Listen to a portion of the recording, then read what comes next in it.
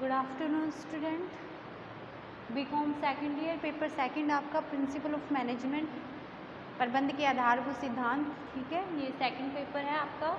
इसमें हम चैप्टर कर रहे थे मैनेजमेंट प्रोसेस।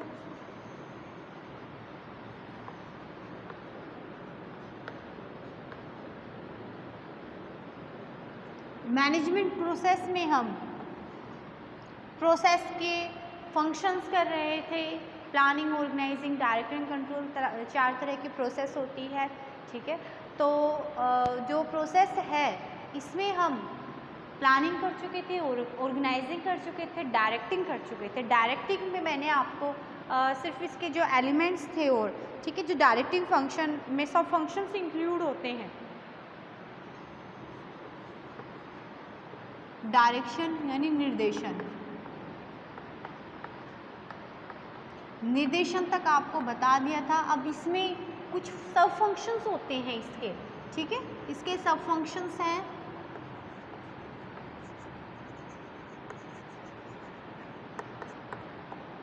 उन सब फंक्शंस के बारे में हम पढ़ेंगे। देखिए, फर्स्ट है लीडरशिप।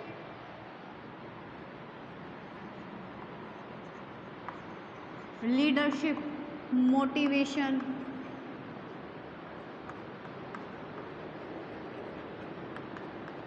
कम्युनिकेशन,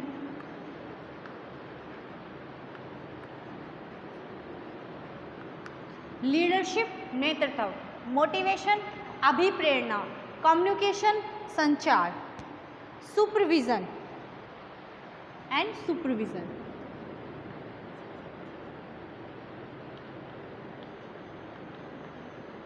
ठीक है, तो ये 4 इसके सब फंक्शन है। जो डायरेक्शन यानी डायरेक्शन में हम निर्देशन देते हैं। ठीक है, अपने एम्प्लॉय को निर्देशन देते हैं, डायरेक्ट करते हैं कि वो function according to the objective of organization, कि जो ऑब्जेक्टिव है ऑर्गेनाइजेशन के उसके अकॉर्डिंग ही फंक्शन परफॉर्म करे। ओके, तो इसके सब फंक्शंस हैं, इसके सब भाग हैं, यानी लीडरशिप, नेतृत्व, मोटिवेशन, कम्युनिकेशन एंड सुपरविजन इसी के पार्ट है। इनके बारे में थोड़ा पढ़ लेंगे। ठीक है, जिससे जो प्रोसेस या फंक्शन ऑफ मैनेजमेंट की जो फंक्शंस है या जो प्रोसेस है इसका क्लियर हो जाए इसमें। ठीक है, तो लीडरशिप फर्स्ट है हमारा, leadership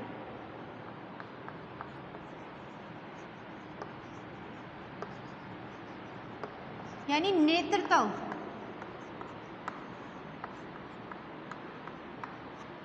okay, leadership is the ability of a manager to induce subordinate. ठीक है, leadership is the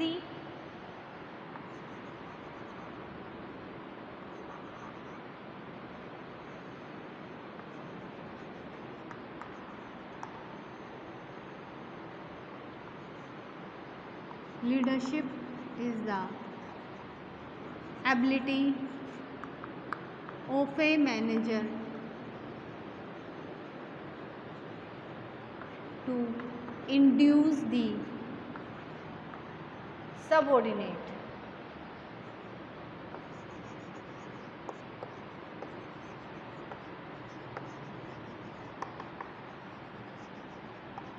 Leadership is the ability of a manager to induce the subordinate or followers to work with confidence and zeal, or followers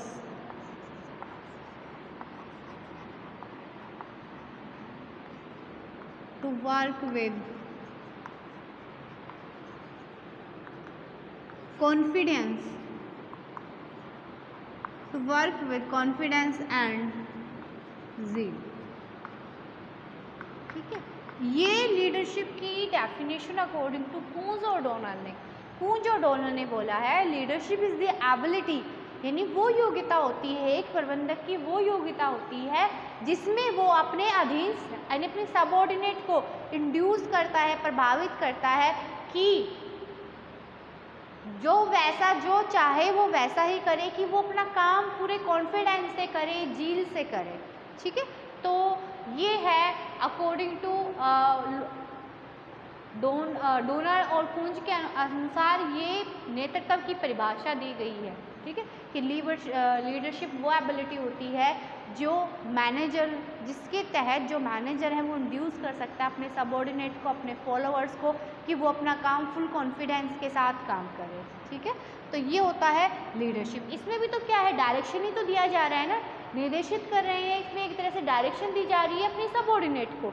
okay, leadership play is the process, यानी simply हम बोल सकते हैं leadership is the process of guiding and influencing behaviour of subordinate. ठीक है, यानी जो ऐसी प्रोसेस है जो इन्फ्लुएंस करती है अपने जो सबऑर्डिनेट हैं उनका क्या है, उनके बिहेवियर को इन्फ्लुएंस करती है, प्रभावित करती है। ठीक है,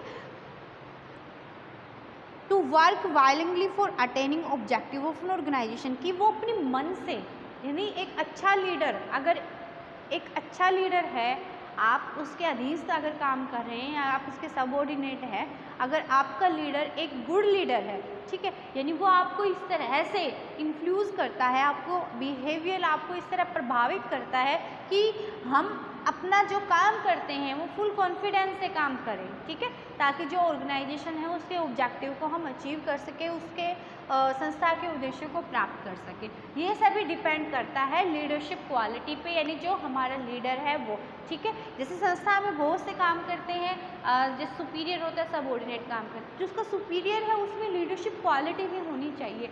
लीडरशिप यानी जो लीडर कहे वो करे, ताकि जो काम है, इन संस्था के जो उद्देश्य हैं, संस्था के जो ऑब्जेक्टिव हैं उसको अचीव किया जा सके। ये डिपेंड करता है लीडरशिप पे। अगर आपका लीडर इफ़ेक्टिव होगा, ठीक है, अगर वो गुड लीडर होगा, अच्छे से डिसीजन लेता है, तो आप जो ऑर्गेनाइजेशन के ऑब्जेक्टिव है उसको ईजिली अचीव कर सकते हैं। ठीक है, और अदरवाइज़ अगर लीडर ही आपका गलत होगा, ठीक है, उसमें इतनी क्वालिटी नहीं है कि वो इंड्यूस कर सके, लोगों को संभाल सके, तो क्या संस्था के उद्देश्य को अचीव किया जा सकता है? नहीं किया जा सकता। ठीक है, तो लीडरशिप इम्पोर्टेंट टर्म है। Leadership play a vital role in management. The quality of leadership usually determines success or failure of an organization. ठीक है, इंपॉर्टेंट रोल प्ले करता है एक लीडर, और जो ऑर्गेनाइजेशन है उसकी सक्सेस और फेलियर डिपेंड करता है लीडरशिप क्वालिटी पर, लीडर पर डिपेंड करता है कि अगर कोई अच्छा लीडर है, यानी मैनेजर एक अच्छा लीडर है, अपने लोगों को विश्वास दिलाता है ताकि वो क्या है, मोटिवेट हो, ठीक है, एक तरह से क्या हो, इंड्यूस हो, उनके बिहेवियर को इन्फ्लुएंस करता है जैसा वो चाहे, तो ऑर्गेनाइजेशन के ऑब्जेक्टिव को अचीव किया जा सकता है। तो इम्पोर्टेंट रोल है। बहुत से डिफरेंट स्टाइल्स यूज़ की जाती है, लीडरशिप की बहुत सी स्टाइल्स होती हैं, हम नेक्स्ट चैप्टर में पढ़ेंगे, आगे पढ़ेंगे। लीडरशिप एंड मोटिवेशन से रिलेटेड एक अलग से यूनिट भी है। ओके, तो लीडरशिप की बहुत सी स्टाइल है, उन स्टाइल्स का यूज़ करके, यानी उन स्टाइल्स का, नेतृत्व की उन शैलियों का यूज़ करके जो हमारे कर्मचारी हैं, सबऑर्डिनेट हैं, इनको क्या है, इनको इन्फ्लुएंस, प्रभावित किया जाता है, यानी वो संस्था के उद्देश्यों को प्राप्त करने में अपना योगदान दे सके। क्लियर हुआ लीडरशिप का? ठीक है, every manager must develop and adopt the style that can, यानी जो भी मैनेजर है वो लीडरशिप स्टाइल को यूज़ करे, ठीक है, ताकि वो इंस्पायर कर सके इंडिविजुअल को, ग्रुप ऑफ पर्सन्स को, इंडिविजुअल को इंस्पायर कर सके, इन्फ्लुएंस कर सके, ठीक है, प्रभावित कर सके। तो लीडरशिप क्लियर हुआ आपका। फर्स्ट जो इसका सब फंक्शन था डायरेक्शन का। नेक्स्ट हम करते हैं मोटिवेशन। लीडरशिप मतलब नेतृत्व। सेकंड है हमारा मोटिवेशन, आप भी प्रेरित करना।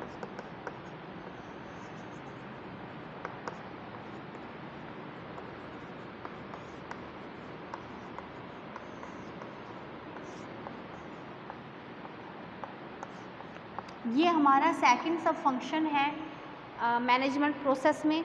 Motivation means desire and wishes in the mind of subordinate to do the best for the organization. ठीक है, it is a process of inspiring individual and groups to do things with utmost zeal and enthusiasm. Okay.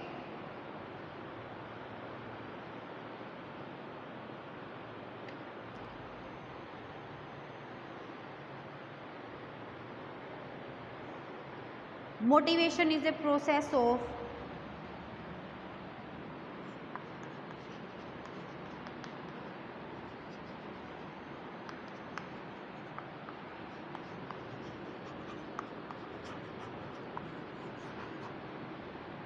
Motivation is a process of stimulating और inspiring individual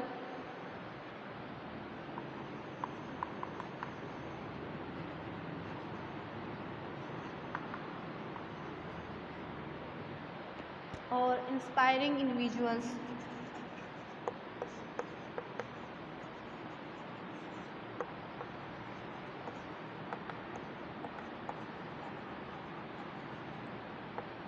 inspiring individuals and groups to do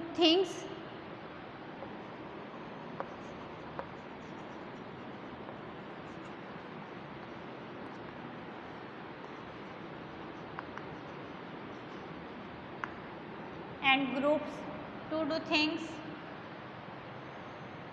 with utmost zeal and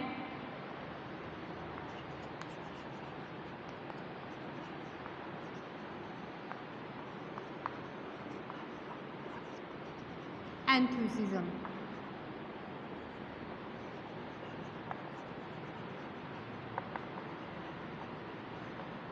next देखिए, leadership के बाद motivation अभिप्रेरित करना यानी influence करना।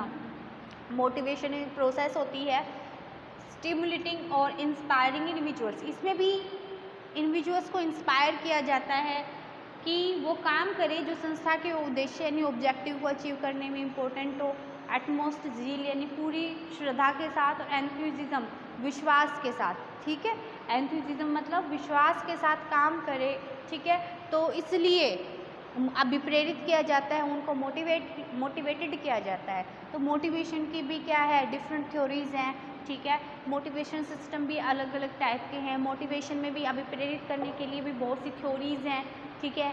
Herzberg की 2 factor theory, Maslow need hierarchy theory, McClelland की need hierarchy theory, ठीक है। तो बहुत सी थ्योरी है। विक्टर ब्रूम की थ्योरी जो हम नेक्स्ट जो इसकी यूनिट में करेंगे तब है, ठीक है। तो उनके हिसाब से, उन थ्योरीज़ के हिसाब से यानी जो उसके हिसाब से डिफरेंट जो स्टाइल्स हैं, ठीक है। तो उसके हिसाब से ही जो हमारे सबऑर्डिनेट हैं उनको मोटिवेटेड किया जाता है। Motivation monetary non monetary term दोनों प्रकार का होता है। मोटिवेशन जैसे अब हम कर्मचारी को अभिप्रेरित करते हैं मॉनेटरी टर्म्स में, 2 टाइप का होता है motivation, monetary terms and non monetary terms. मौद्रिक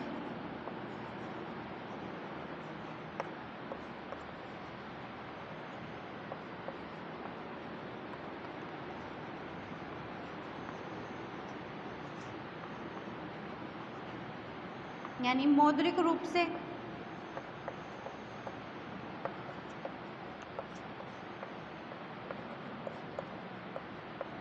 एंड गैर मौद्रिक रूप से,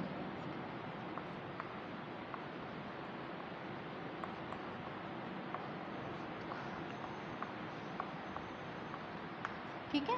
मॉनेटरी टर्म्स में, नॉन मॉनेटरी टर्म्स में हम मोटिवेट कर सकते हैं अपने एम्प्लॉय को। मॉनेटरी टर्म्स में हम कर सकते हैं उनको बोनस दे सकते हैं, प्रमोशन दे सकते हैं, ठीक है। और बोनस के साथ कमीशन भी दे सकते हैं, ठीक है। तो उनके रेम्यूनरेशन में बढ़ावा दे सकते हैं, रेम्यूनरेशन बढ़ा सकते हैं, उनका वेतन बढ़ा सकते हैं। तो मॉनेटरी टर्म से, मौद्रिक रूप से, ठीक है। तो अगर हम इस तरह का मोटिवेशन देते हैं, जैसे आप एग्जांपल ले सकते हैं, आप कहीं पे काम करते हैं तो आपकी सैलरी में इंक्रीमेंट कर दे तो आप ज़्यादा मोटिवेटेड होंगे, ठीक है। और नॉन मॉनेटरी टर्म्स में क्या है, गैर मौद्रिक में आपको अदर फैसिलिटी दे दी जाए, ठीक है। तो मॉनेटरी टर्म्स में तो क्या होगा, जो रुपए पैसे संबंधित जो भी यानी वेतन में, कमीशन में, बोनस में अगर ऐसा मिले तो, ठीक है। Whereas non monetary terms में इसमें आपके पैसे से संबंधित कुछ इंक्रीमेंट नहीं होता है, यानी गैर मौद्रिक रूप में या तो एक आपका प्रमोशन कर दिया जाए, यानी जिस स्टेट पे आपको फैसिलिटी दी जाए, ट्रांसपोर्ट फैसिलिटी है, कैंटीन फैसिलिटी है, डिफरेंट टाइप की फैसिलिटी आपको दी जाए, ठीक है। आपका मतलब आदर किया जाए, आने पर खड़े हो जाए, आपको सम्मान हो, आपको एक जैसे ऑर्गेनाइजेशन में एक अलग से आपको कैबिन दे दिया जाए, उसमें एसी की सुविधा हो, ठीक है। तो ये क्या है, गैर मौद्रिक रूप से मोटिवेशन करना, आप अपने काम को और अच्छे ढंग से करेंगे। तो मोटिवेशन यानी अभिप्रेरित करना। इस तरह हम अपने कर्मचारियों को, जो कर्मचारी जो संस्था में काम करने वाले जो हमारे एम्प्लॉई हैं उनको मोटिवेट कर सकते हैं, ताकि वो उनको इन्फ्लुएंस कर सकते हैं, ताकि जो ऑर्गेनाइजेशन के ऑब्जेक्टिव हैं उनको अचीव किया जा सके। ओके, तो मोटिवेशन इस तरह का होता है। Motivation motivation satisfy need and meets the expectation of the employees, ठीक है। ये सेटिस्फाई करता है, जो हमारी एम्प्लॉय है उनकी नीड्स को सेटिस्फाई करता है, और जो वो एक्सपेक्टेशन चाहते हैं, यानी वो जो एक्सपेक्ट कर रहे हैं ऑर्गेनाइजेशन से, उसको पूरा किया जाता है इन्हीं टर्म से, ठीक है। मॉनेटरी और नॉन मॉनेटरी टर्म से हम उनको क्या है अभिप्रेरित कर सकते हैं। It create willingness among the employees to contribute more to their jobs, ठीक है। इससे तो क्या होता है कि एम्प्लॉय है ना, वो अच्छी तरह से जब वो मोटिवेट होंगे तो अपना बेस्ट एफर्ट देंगे, ठीक है। मोटिवेट होने से अपना काम अच्छे से करेंगे, जैसे जो ऑर्गेनाइजेशन है उसके ऑब्जेक्टिव को अचीव किया जा सके, ऑप्टिमम यूटिलाइजेशन ऑफ रिसोर्सेज किया जा सके, मैक्सिमम प्रोडक्शन किया जा सके, ठीक है। तो इस ऑब्जेक्टिव को हम अचीव कर सकते हैं, ज़्यादा से ज़्यादा उत्पादन हो सकता है इससे ऑर्गेनाइजेशन में, ठीक है। तो इसके लिए जो हमारे एम्प्लॉय हैं उनको मोटिवेटेड किया जाना ज़रूरी होता है, ओके। तो एक ऑर्गेनाइजेशन में जो हमारे एम्प्लॉय हैं उनको मोटिवेट किया जाना ज़रूरी है। मोर एवर जो मोटिवेटेड एम्प्लॉय होते हैं, अगर अपना ऑर्गेनाइजेशन में किसी तरह का चेंज हो रहा है और आप एम्प्लॉय को मोटिवेट कर देते हैं, प्रेरित कर सकते हैं कि जैसे भी एनवायरनमेंट में कोई चेंज हो रहा है, मतलब कोई नई टेक्नोलॉजी आ गई है और जो एम्प्लॉय है उस चेंज का विरोध कर रहे हैं, रेजिस्ट टू चेंज कर रहे हैं, उस चेंज का विरोध कर रहे हैं, उस बदलाव का विरोध कर रहे हैं, तो इस सिचुएशन में अगर हम अपने एम्प्लॉय को मोटिवेटेड कर देते हैं, आप प्रेरित करते हैं, तो इससे क्या होता है, वो जो चेंज है उसको एक्सेप्ट कर लेते हैं, उसका विरोध नहीं करते हैं, ठीक है। तो अगर कोई एनवायरनमेंट में हमें चेंज भी करना है, ऑर्गेनाइजेशन में किसी तरह का चेंज करना है, तो अपने एम्प्लॉय को मोटिवेटेड करना बहुत ज़रूरी है, okay. Thus it helps in achieving organization goal efficiently and effectively. इस तरह है हम अपनी जो ऑर्गेनाइजेशन के गोल हैं उनको इफ़िशेंटली, प्रभावशीलता और कुशलता से प्राप्त कर सकते हैं। It is therefore the task of every manager to motivate his subordinate. Manager का यानी हर एक मैनेजर का ये टास्क होता है कि वो अपने एम्प्लॉय को मोटिवेटेड करता रहे, टाइमली पे मोटिवेटेड करता रहे, ताकि जो वो अपना काम कर रहे हैं उसमें अपना बेस्ट एफर्ट दे सके उस काम को पूरा करने में। He must use financial as non financial incentive. Financial यानी मॉनेटरी टर्म्स में, नॉन मॉनेटरी टर्म्स में बोल सकते हैं, financially and non financially incentives use किए जाने चाहिए, ठीक है। मॉनेटरी टर्म्स में इंसेंटिव है, नॉन मॉनेटरी टर्म्स में इंसेंटिव है, ठीक है। ये इंसेंटिव्स के टाइप्स हैं, okay. It must take every effort to satisfy intrinsic and extrinsic need of the employee, ठीक है। उसको मोटिवेट करने के लिए इंट्रिंसिक और एक्सटर्निक्स, ठीक है, यानी अंदरूनी और जो भी उनकी ज़रूरत हो, यानी मोटिवेटेड करने के लिए सबसे पहले ये ज़रूरी है कि जो उनके एम्प्लॉय है उनकी जो नीड्स हैं उनको सेटिस्फाई करना ज़रूरी होता है, ठीक है। तो ये मोटिवेशन आपका सेकंड सब फंक्शन था, ठीक है। डायरेक्शन का सेकंड सब फंक्शन था मोटिवेशन। अब हम नेक्स्ट चलते हैं, कम्युनिकेशन।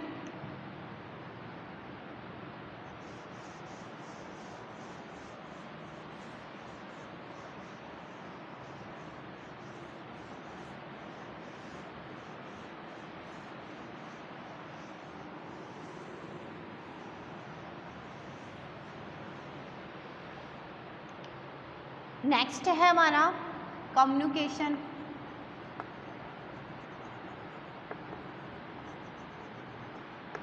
मीन्स संचार।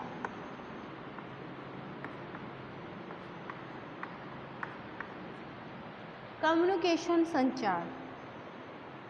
Communication is the process of exchanging of information, facts, idea, emotion and understanding by two or more persons.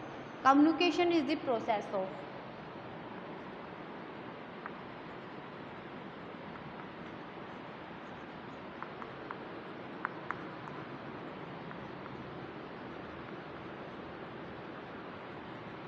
exchanging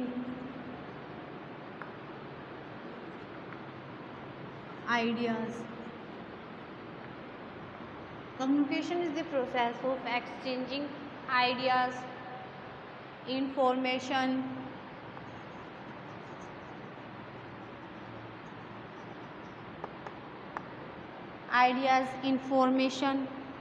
emotion, understanding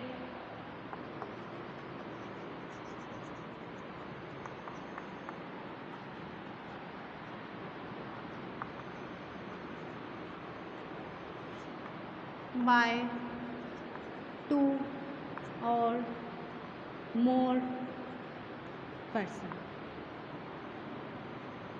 ठीक है।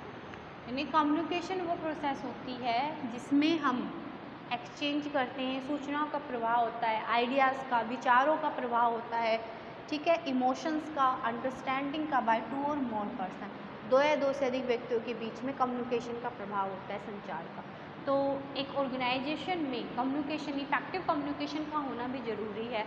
जो एम्प्लॉयर यानी जो संस्था का अधिकारी होता है, एम्प्लॉयर है, एम्प्लॉयर अपनी बात एम्प्लॉय तक पहुंचाना चाहते हैं और एम्प्लॉय की बात भी एम्प्लॉयर तक पहुंचाने के लिए इफेक्टिव कम्युनिकेशन सिस्टम होना बहुत ज़रूरी होता है। एम्प्लॉय जो रूल रेगुलेशन डिसाइड कर रखे हैं या कोई ऑर्डर देना चाहता है एम्प्लॉय को, ठीक है, तो उसके लिए इफेक्टिव कम्युनिकेशन का होना ज़रूरी है। वातावरण में यानी इफेक्टिव यानी कुशल संचार का होना भी ज़रूरी होता है, प्रभावशील संचार का होना भी ज़रूरी होता है, ताकि लोगों को पता चल सके कि हमें आखिर में काम क्या करना है। जो एम्प्लॉय हैं उनको पता तो चले, तो इफेक्टिव कम्युनिकेशन सिस्टम अगर अच्छा होगा उसी से तो पता चलेगा कि उनको क्या रोल करना है, क्या फंक्शन करना है, किस तरह करना है, ठीक है। तो एक कम्युनिकेशन सिस्टम होना चाहिए between the employer and the employee, employer और एम्प्लॉय के बीच में, और जो ऑर्गेनाइजेशन में काम करने वाले एम्प्लॉय हैं उनके कलीग्स के साथ, यानी जो ऑफिस में वर्क करने वाले जो ह्यूमन हैं उनके कलीग्स हैं उनके आपस में भी क्या होना चाहिए, इफेक्टिव कम्युनिकेशन सिस्टम होना चाहिए। तो कम्युनिकेशन सिस्टम बहुत ही इम्पोर्टेंट होता है, ठीक है।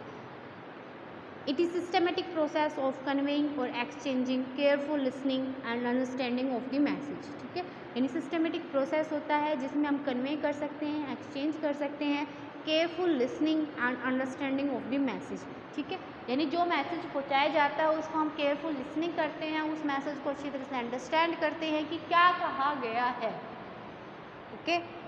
Communication is successful only when desired response is elected, therefore every manager must develop sound two way communication system, और हमेशा two way communication system adopt करना चाहिए, ठीक है। Two way communication system, two way communication system, ठीक है। यानी employer से एम्प्लॉय के बीच में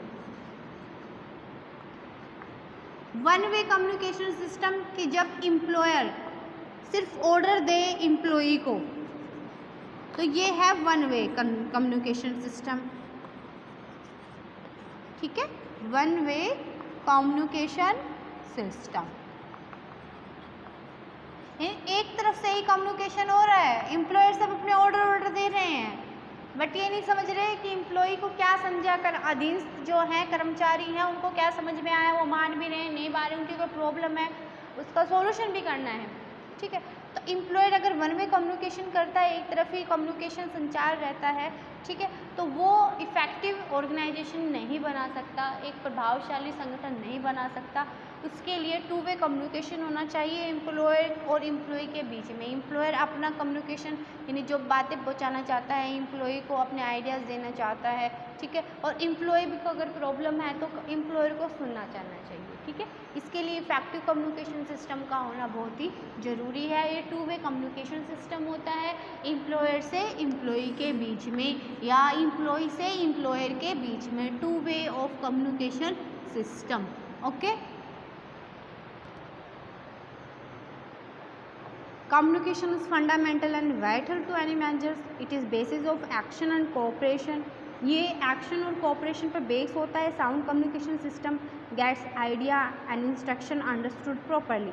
अगर कम्युनिकेशन सिस्टम साउंड होगा, अच्छा होगा, तो इससे क्या होगा, साउंड कम्युनिकेशन सिस्टम है तो इससे जो आइडिया जो देना चाह रहे हैं वो क्या है, वो अच्छे से समझ पाएंगे, उसको अच्छे से लिसनिंग कर पाएंगे, ओके। जिस वे में कह रहे हैं उस वे में अच्छे से समझ पाएंगे अगर साउंड कम्युनिकेशन सिस्टम है।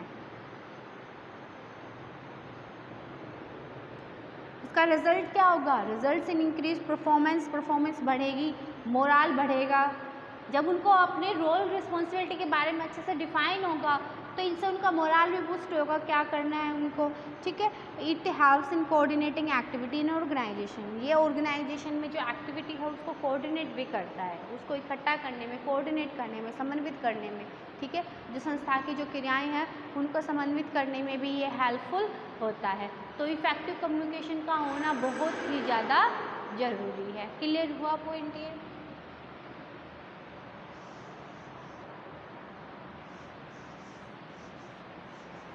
Next and last sub function है इसका सुपरविजन।